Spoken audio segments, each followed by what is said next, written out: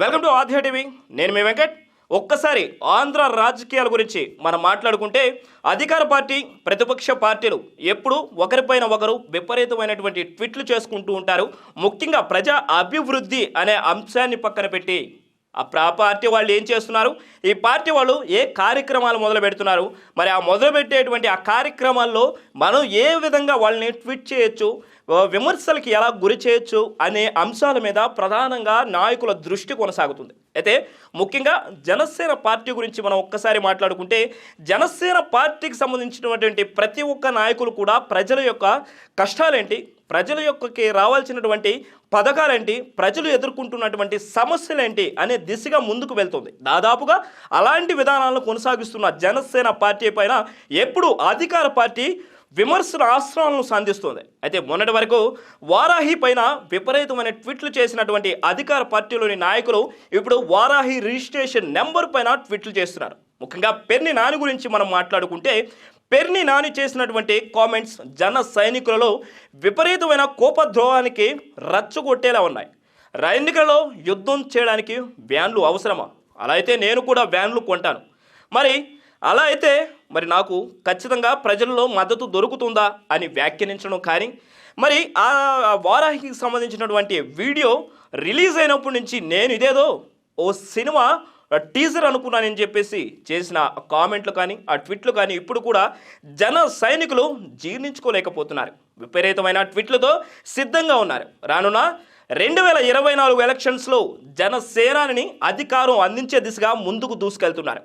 మరి అధికార పార్టీ ప్రతిపక్ష పార్టీలకు భయపడకపోతే వాళ్ళు మొదలుపెట్టేటువంటి ప్రతి కార్యక్రమాన్ని ఎందుకు అడ్డుకుంటుందని చెప్పేసి అభిమానులు ఆంధ్రప్రదేశ్లో ఉండేటువంటి చాలామంది జనాలు దాని గురించి మాట్లాడుకుంటున్నారు. ముఖ్యంగా రఘురామకృష్ణరాజు చేసేటువంటి వ్యాఖ్యలు అధికార పార్టీని తీవ్ర విమర్శలకు గురి చేస్తుంది. ముఖ్యంగా మీ ఓటు జర జాగ్రం, ఓటు వేసేటప్పుడు జర భద్రం అని చేసేటువంటి ఆ కామెంట్స్ నిజంగా అధికార పార్టీకి తీవ్ర నష్టాన్ని గురి చేసే విధంగా ఉన్నాయి. ముఖ్యంగా ఆంధ్రప్రదేశ్లో ఉండేటువంటి ప్రజలు ఆలోచించాల్సినటువంటి అంశం, ముందుగా ఏ పార్టీ నుంచి పోటీ చేసినా, ఏ పార్టీ అధికారం మీరు అందించినా ముందు ఆ యొక్క పార్టీ యొక్క ప్రధానమైనటువంటి ఉద్దేశాలు ఏంటి, ప్రజలకు చేసేటువంటి ఉపయోగాలు ఏంటి, ప్రజల అభివృద్ధి పథకంలో తీసుకెళ్ళేటువంటి ప్రయత్నాలు ఏంటి, ఇలాంటి అంశాల గురించి ఏ పార్టీ ఆలోచిస్తుంది, ప్రధానంగా ఏ నాయకుడు మాట్లాడుకుంటున్నాడు, ప్రధానంగా ఆ నాయకుడు చేసేటువంటి ఆ యొక్క మాటలు ఎలా ఉన్నాయనే విషయాల గురించి ఖచ్చితంగా ఆంధ్రప్రదేశ్లో ఉండేటువంటి ప్రజలు ఖచ్చితంగా ఆలోచించాల్సినటువంటి అవసరం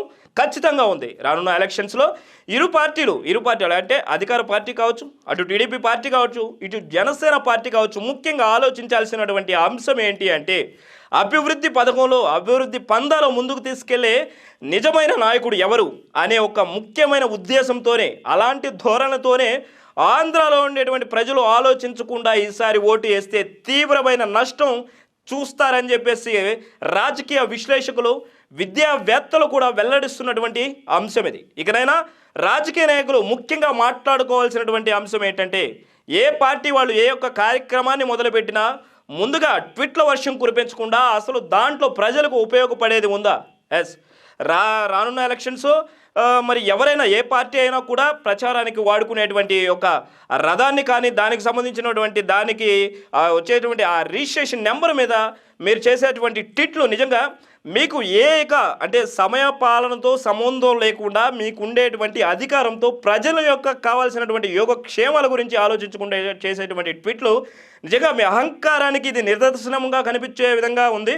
అలాగే ఆంధ్రప్రదేశ్లో ఉండేటువంటి రాజకీయ నాయకుల గురించి ఒక్కసారి ప్రజలు ఆలోచిస్తే ఆ గ్రామంలో కదా, ఆ మండలం లేదా ఆ జిల్లా, ఆ నియోజకవర్గంలో ఉండేటువంటి సమస్యల గురించి మీరు ఏ రోజైనా ట్వీట్ చేశారా? ఏ రోజైనా ఆ సమస్య గురించి ప్రభుత్వ దృష్టికి తీసుకెళ్లాలా అని ముఖ్యంగా అధికార పార్టీలో ఉండేటువంటి నాయకులు దీని గురించి మాట్లాడుకోవాలి. ఇప్పటి వరకు కూడా గత పార్టీ కలిసి 3 సంవత్సరాల 8 నెలలు దాటుతున్నా కూడా ఏ అధికార పార్టీకి సంబంధించినటువంటి నాయకులు ఇదిగో ఈ సమస్య ఎక్కడుంది, అధికార పార్టీకి తెలియజేయాల్సినటువంటి అవసరం ఆ నియోజకవర్గ మంత్రికి కావచ్చు, నాయకులకు కావచ్చు, ఖచ్చితంగా ఉంది, ఎమ్మెల్యేలకు కావచ్చు. మరి ఇప్పటికి కూడా ఒక్క ట్వీట్ కూడా అలాంటి సమస్యలపైన వెల్లడించలేదు. కానీ అధికార పార్టీకి సంబంధించినటువంటి నాయకులు, ముఖ్యంగా ప్రతిపక్షాలకు సంబంధించి అటు టీడీపీ కావచ్చు, ఇటు జనసేన పార్టీకి సంబంధించినటువంటి ఏ ఒక్క చిన్న కార్యక్రమం ప్రారంభించినా కూడా దాని మీద చేసేటువంటి ట్వీట్లు నిజంగా ఆంధ్రప్రదేశ్లో ఉండేటువంటి ఒక వర్గం ప్రజలు దీని గురించి తీవ్రంగా ఆలోచిస్తున్నారు. రానున్న రోజుల్లో మీరు ఇదే కొనసాగిస్తే ఖచ్చితంగా మీరు అనుకోని పరిస్థితులు, మీరు ఏదైతే అనుకుంటున్నారో దానికి వ్యతిరేక పరిస్థితులు నెలకొనేటువంటి అవకాశం అక్కడ ఉందని మరి ప్రజా గొంతుకగా నేను తెలియజేస్తున్నారు. మీరు ఇదొక్కసారి ఆలోచించాల్సినటువంటి అవసరం మీకు ఎంతైనా ఉంది. ఇది మరిన్ని అప్డేట్స్ మీరు చూడాలి అనుకుంటే ఆద్య టీవీని చూస్తూనే ఉండండి. నేను మీ వెంకట్. Thank you.